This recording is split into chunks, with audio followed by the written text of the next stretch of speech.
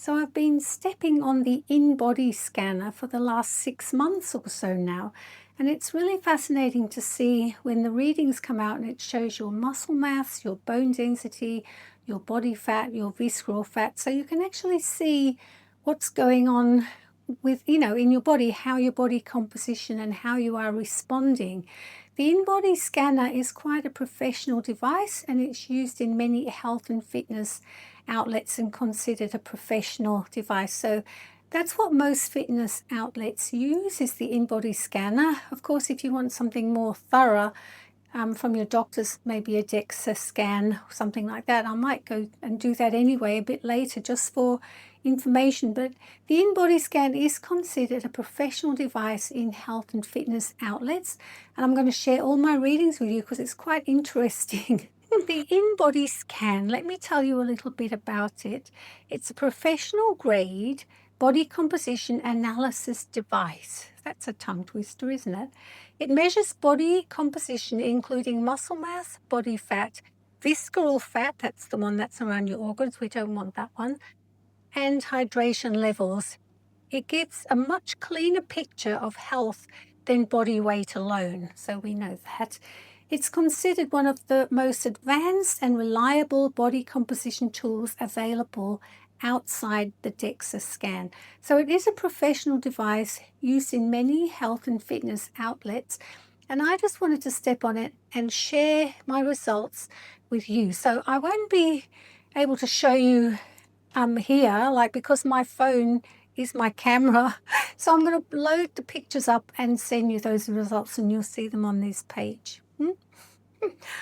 So every Monday I've been getting the in-body scan, and it's a very professional tool used in a lot of health and fitness outlets, and it gives readings of your body fat and muscle mass and visceral fat. So it's just interesting to see where the body fat is going. Actually, visceral fat is the one that gets around your organs, so that's not a very healthy one. So it's interesting to see and have the readings. So I'm going to be sharing my readings with you, just because I like to be the human experiment and see if we can put on muscle at a certain age, if we can lose body fat, if we can maintain. I'm going to see what happens. I think we can. What do you think? Come on, who's with me? Muscle is the anti-aging secret. Muscle is the tissue of youth. Muscle is what we need for a younger, stronger, toned body. You know how people always say toned? That's muscle. Muscle is toned, and my body scan reflects that I have a lot of that. And we all can if we want to. We can all create a younger body. Muscle mass. Don't be afraid of the word muscle. I promise you won't get bulky. I think muscle has a bit of a bad rap because many women associate it with masculine, with men. And really, it's tone. It's that tone that we always want as women, but it's just been marketed as muscle. So what we need to do is actually not be feared of the muscle word, in case you are, but we need to get some of that, to build some, because it is the tissue of youth, and not in a vain way, not having it as vanity, like, I need it to look beautiful. It's not that. It's essential to have muscle, to keep healthy and strong, and to keep agile, to do the things you love to do. For instance, having muscle even around your arms and chest will keep you upright, and especially on your back. Your legs, you want them strong. You want to be able to stride and take big walks. We need to be able to bend down and get up quickly if we need to. There's just so many aspects involved and such importance with having that muscle. So I would suggest weight training for sure. Don't be afraid of getting some muscle, because I've been doing it for 20 years or something. I know you mightn't like so much. You don't have to have as much, but for your own health and well-being, develop some muscle. Start whatever age you are. Your body will love you for it. So let's talk about body fat and visceral fat, in case you haven't heard of that. So if you've got body fat, there's some everywhere, you could quite possibly also have visceral fat. And visceral fat is the one that you don't see because it's inside and it's around your organs, and it can cause many health issues. So it's not really great to have that extra body fat. Apart from you don't maybe not like the way it looks, it's also going to have health risks for you later in life. So becoming leaner and stronger is of your very best interest. And how to go about that? Well, really, about 80% of it depends on what you eat and how you eat, and I'm going to discuss that in other videos. But keeping it clean is always a great way to start, like just being aware of your macros and your protein, fats and carbs, which you can have all of them, but in different proportions. And also being active, like moving.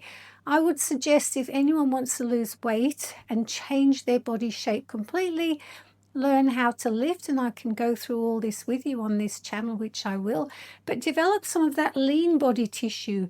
And it's not about starving yourself. That's the thing, that's the message I want to get out, because I eat about 5 times a day. It's about what you eat. But having a lean toned body can be yours. Our bodies aren't set in stone, and they change when you change what you eat and how you train. So I want to help you get into that shape. I want you to help you lose the excess weight if you're trying to lose weight, and become stronger and fitter and leaner and just ready for life, whatever age you are. We want to be ageless and strong and healthy. I was pretty happy with the in-body scan because I like it to reflect on my lifestyle. And it's nice to see it, in black and white sort of thing, and proof that what you're doing, it's happening, and you can see it in some sort of measured way. And anyone can do it, really. We just need to be consistent with what we eat and how we train, and then you just get the result. Our bodies aren't sort of set in stone. They always respond to what we do. So I find it quite fun. I mean, learning how to lift is one of the best things I ever did, and I kept perfecting that. So it's just about being consistent, like, doing your strength training and eating enough protein and fats, like not starving. I've noticed that many women do the calorie counting, and often when I ask them to write me a food diary, they're just not getting near enough protein. We can talk about that on another episode. You'll be surprised at what you should or could be eating to maintain that muscle, and just training effectively. It's not even about exhausting yourself. You're actually building yourself up, not running yourself down. And our bodies, like I've said, always respond to how we train and what we eat. They're just not set in stone. So if you've got some changes to make, some goals to reach, if you want to turn, the aging thing around, I know you can do it, and I know you can make some changes, and you'd be really happy with that. And I'd love for you to get the results. Let's talk about recovery. Recovery is something I don't really suffer with. That's because I'm always fueling my body. Like, I just don't believe we can be truly exhausted after an hour's exercise. So I think a lot of women just aren't eating enough, especially fats and protein, and they're counting calories. They've been raised that way, with low-fat food, low-fat everything, where I'm quite the opposite. So I really think a lot of women aren't nourishing their body enough. They're not even aware of protein and fats or macros at all. And if you look at some certain guidelines, like even in Australia, we've got the food plate. Go and take a look. There's only about a quarter, not even a fifth of the plate is any protein, and they have 0 fat. So these are the way I eat is quite different, and I'm just mentioning that some women aren't getting enough protein and fats, and they're probably not recovering maybe after their training.